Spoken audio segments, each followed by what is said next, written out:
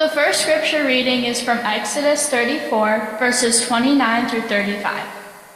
Moses came down from Mount Sinai. As he came down from the mountain with the 2 tablets of the covenant in his hand, Moses did not know that the skin of his face shone because he had been talking with God. When Aaron and all the Israelites saw Moses, the skin of his face was shining, and they were afraid to come near him. But Moses called to them, and Aaron and all the leaders of the congregation returned to him, and Moses spoke with them. Afterward, all the Israelites came near, and he gave them in commandment all that the Lord had spoken with him on Mount Sinai. When Moses had finished speaking with them, he put a veil on his face, but wherever Moses went in before the Lord to speak with him, he would take the veil off until he came out. And when he came out and told the Israelites what he had been commanded, the Israelites would see the face of Moses, that the skin of his face was shining, and Moses would put the veil on his face again until he went in to speak with him. The gospel reading is from Luke 9, verses 28 through 36.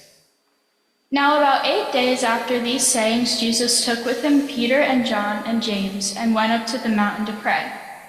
And while he was praying, the appearance of his face changed, and his clothes became as bright as a flash of lightning.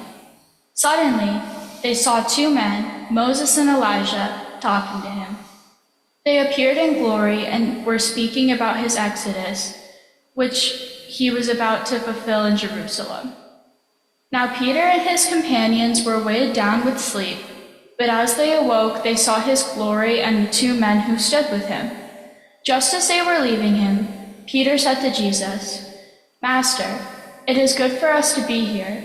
Let us set up 3 tents, one for you, one for Moses, and one for Elijah," not realizing what he was saying.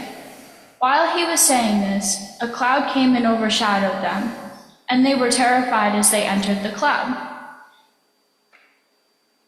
Then from the cloud came the voice that said, "This is my son, my chosen. Listen to him." When the voice had spoken, Jesus was found alone, and they kept silent in those days, told no one any of the things they had seen.